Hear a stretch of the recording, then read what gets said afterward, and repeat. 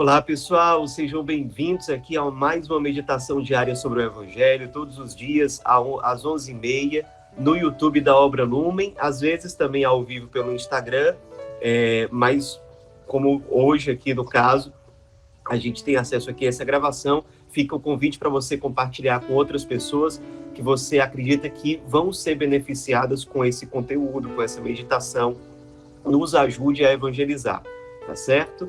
Lembrando que hoje, pessoal, está acontecendo hoje e amanhã o Retiro APA transmitido pelo YouTube da Obra Lumen. Então, procure acompanhar, procure se informar, ainda dá tempo de participar de alguma forma, tá certo? O Retiro, uma hora dessa, só começou, ainda tem muita coisa pela frente. Então, vamos, como sempre aqui, nos colocar em oração e, lembrando aí, um abraço para todos os irmãos e as irmãs das casas de acolhimento da Obra Lumen que nos acompanham fielmente todos os dias. Em nome do Pai, do Filho e do Espírito Santo. Amém. Vinde, Espírito Santo, vinde por meio da poderosa intercessão do Imaculado Coração de Maria, vossa amadíssima esposa. Vinde, Espírito Santo, vinde por meio da poderosa intercessão do Imaculado Coração de Maria, vossa amadíssima esposa. Vinde, Espírito Santo, vinde por meio da poderosa intercessão do Imaculado Coração de Maria, vossa amadíssima esposa. Vinde, Senhor, iluminar nossa mente, nosso coração, todo o nosso ser. Nossa alma seja terra fértil, acolher as sementes da Tua palavra. Que ela gere em nós muitos frutos de conversão e de ressurreição. Tua palavra seja mais uma vez nosso alimento a nos fortalecer, nossa luz a nos conduzir e orientar. Fica conosco, Senhor, porque sem Ti nada nós podemos fazer. Pai nosso, que estais nos céus, santificado seja o vosso nome, venha a nós o vosso reino, seja feita a vossa vontade, assim na terra como no céu. O pão nosso de cada dia nos dai hoje, perdoai-nos as nossas ofensas, assim como nós perdoamos a quem nos tem ofendido, e não nos deixeis cair em tentação, mas livrai-nos do mal. Glória ao Pai, ao Filho e ao Espírito Santo, como era no princípio, agora e sempre. Amém. Então, pessoal, o Evangelho de hoje, sábado, dia 18 de julho, está em Mateus 12, versículos de 14 a 21. Naquele tempo, os fariseus saíram e fizeram um plano para matar Jesus. Ao saber disso, Jesus retirou-se dali. Grandes multidões o seguiram, e ele curou a todos. E ordenou-lhes que não dissessem quem ele era, para se cumprir o que foi dito pelo profeta Isaías. Eis o meu servo, que escolhi, o meu amado, no qual coloco a minha afeição. Porei sobre ele o meu espírito, e ele anunciará às nações o direito. Ele não discutirá nem gritará, e ninguém ouvirá a sua voz nas praças. Não quebrará o caniço rachado, nem apagará o pavio que ainda fumega, até que faça triunfar o direito. Em seu nome, as nações depositarão a sua esperança. Então, pessoal, nós estamos aqui num momento no Evangelho de São Mateus, em que começam as conspirações para matar Jesus. No caso aqui, uma conspiração feita pelos fariseus.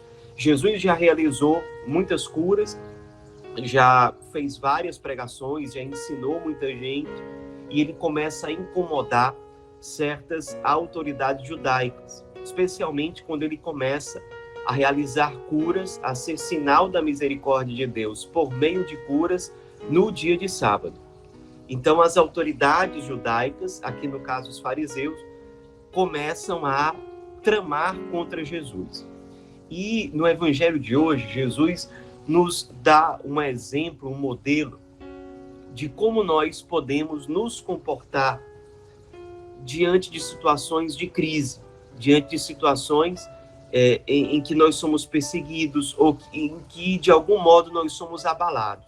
O Evangelho de hoje é uma ocasião que Jesus aproveita para nos ensinar como agir, né, em situações parecidas, de crise ou de perturbação, para nós, na nossa vida concreta. Primeira coisa que Jesus faz ao perceber que estavam tramando contra ele, tramando para matá-lo, é sair, digamos assim, do foco da crise. Ele sai dali e vai para outra cidade, vai para outro lugar. Então, se, por exemplo, a gente está num momento de crise, de perturbação, é preciso que a gente identifique o que é que está nos perturbando naquele momento e nos afastar dali. Pode ser uma pessoa, pode ser uma situação. Naquele momento em que a gente recebe a primeira pancada, provavelmente a gente não tem estrutura suficiente ou condições suficientes para continuar exatamente naquele lugar. Então a gente tem que se afastar um pouco. Isso é uma atitude de humildade da nossa parte. Claro que Jesus, ele tinha toda a condição de já experimentar o martírio ali, se fosse o caso, mas não era a hora. E para nos ensinar como agir em situações parecidas, é que ele escolhe como agir nesse momento. E o primeiro passo dele é fugir do foco da crise. É nos ensinar isso, a ter essa humildade. Eu vou me afastar daqui um momento, para que a uma certa distância eu consiga talvez entender o que é que está acontecendo, olhar para aquele foco da crise com uma clareza maior, me reanimar e restabelecer as minhas forças, enfim, me afastar daquele foco de crise. Segunda coisa que Jesus faz, depois de ter se retirado, as multidões o seguem e ele cura a todos. Perceba que em vários momentos o Evangelho diz que Jesus curou muitos, ou curou a maioria, ou dependendo do lugar, por exemplo, quando ele foi pregar em Nazaré, ele curou só alguns, porque ali o pessoal tinha pouca fé. Mas aqui nesse momento, que é um momento de crise, um momento em que ele percebe que estão tramando para matá-lo, é uma coisa séria, ele cura a todos, para nos ensinar o seguinte: num momento de crise, nós não devemos abandonar os nossos deveres, as nossas obrigações. Curar as pessoas que o buscavam era, digamos assim, o feijão com arroz do ministério de Jesus. Ele está toda hora fazendo isso. E para nos ensinar, ele continua fazendo o feijão com arroz do seu ministério, da sua missão. Então, você está em crise, está abalado com alguma coisa, está perseguido, está perturbado com a situação semelhante. Então, primeiro ponto, fugir do foco do problema, para analisar melhor, para restabelecer as suas forças. E também para se proteger, um gesto de humildade. Segundo, não abandonar de cara os seus deveres. Deveres de pai, deveres de mãe, na missão que você tem dentro da igreja. Enfim, continuar sendo fiel àquilo que lhe cabe. Não abandonar isso. Isso seria um grande erro, seria uma decisão aliás, seria uma decisão antes do tempo, uma decisão irrefletida. Então, mesmo ali na crise, mesmo na perseguição, continuar sendo fiel àquilo que lhe cabe. Isso vai dar, inclusive, um novo vigor para a nossa alma, porque a gente vai ver que a gente continua sendo uma fonte de bem, de algum modo.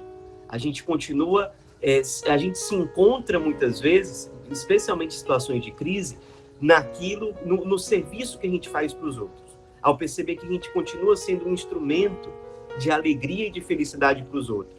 Então Jesus nos ensina isso. Continue, mesmo na crise, sendo um instrumento de felicidade para os outros. É o que a gente diz no Lumen: ser feliz fazendo o outro feliz. Não abandone isso. A pior coisa que você poderia fazer numa situação de crise é se fechar totalmente, se isolar, se fechar no seu eu, no seu egoísmo. Não. Continue sendo fiel àquilo que lhe cabe. Terceira coisa que Jesus faz: ele lembra da profecia de Isaías para nos ensinar o seguinte: olha, lembra do teu passado, lembra daquilo que Deus já realizou e que fez você assumir essa missão na vida. Então ele lembra da profecia que fala sobre ele, de como o Espírito Santo viria sobre ele, de como ele foi escolhido pelo Pai, designado para uma missão. Nessa profecia diz que ele vai enfrentar dificuldades, vai haver situações em que a sua voz não será ouvida nas praças, ou seja, ele resgata forças necessárias, ele nos ensina, na verdade, a resgatar forças necessárias, olhando para o nosso passado, para a nossa caminhada, os momentos que Deus já nos falou, as profecias que nós já escutamos, os momentos em que nós fomos alertados sobre as dificuldades que nós enfrentaríamos, sobre as cruzes que nós teríamos que abraçar. Isso é muito importante também nas situações de crise. Nos retirar, continuar sendo fiéis ao nosso serviço, aquilo que nos cabe, e lembrar daquilo que aconteceu para nos fazer chegar até ali, até assumir a nossa missão. Como Deus agiu, falou, nos orientou e nos moldou ao longo do tempo. Isso também vai nos trazer luz, isso também vai nos trazer força. E o quarto passo, que é muito importante, que está embutido aqui nessa profecia de Isaías. Não quebrará o caniço rachado, nem apagará o pavio que ainda fumega. O que significa isso?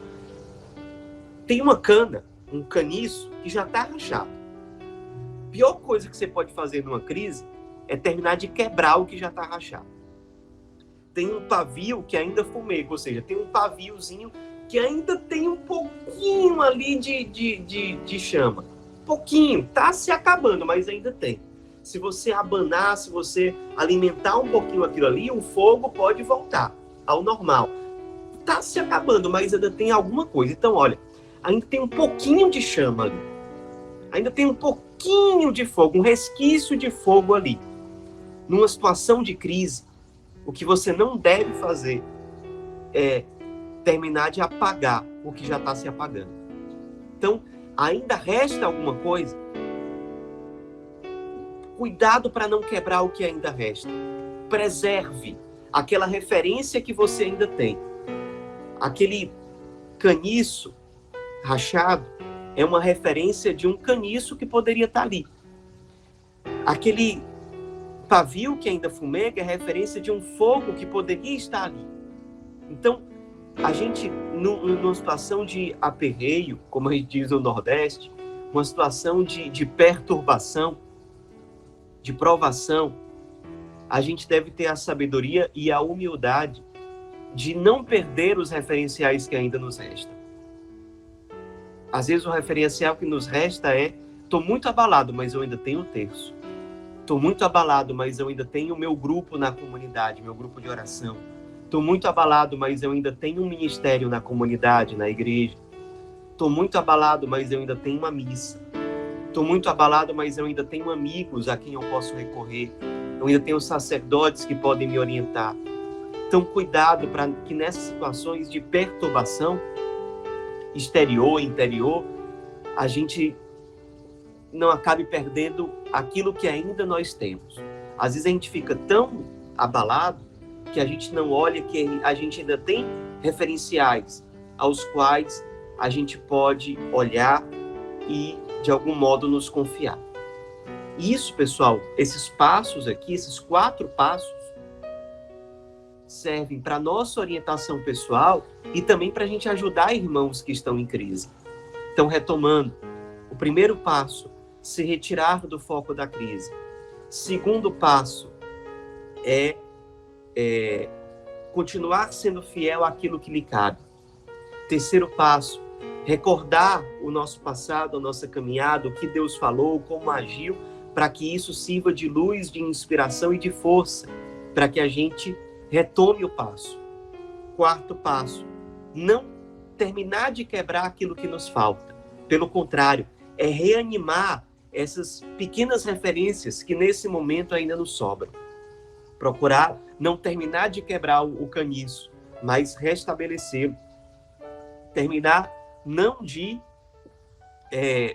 acabar com aquela chamazinha que ainda tem no pavio, mas restabelecer um fogo, um resquíciozinho de fogo, que ele possa voltar a ser um fogo mesmo. E isso exige de nós paciência e cuidado para não quebrar o que de precioso nós ainda temos. Convido você a rezar com tudo isso. Tenho certeza que, se você realmente parar para rezar, essa oração vai render muitos frutos. Deus abençoe uma ótima oração a partir da palavra de Deus, que a Virgem Maria nos conduza a ter um momento de profundo encontro com Cristo, de profunda conversão e iluminação a partir dessa palavra de hoje. Ave Maria, cheia de graça, o Senhor é convosco. Bendita sois vós entre as mulheres, e bendito é o fruto do vosso ventre, Jesus. Santa Maria, Mãe de Deus, rogai por nós, pecadores, agora e na hora de nossa morte. Amém. Em nome do Pai, do Filho e do Espírito Santo. Amém.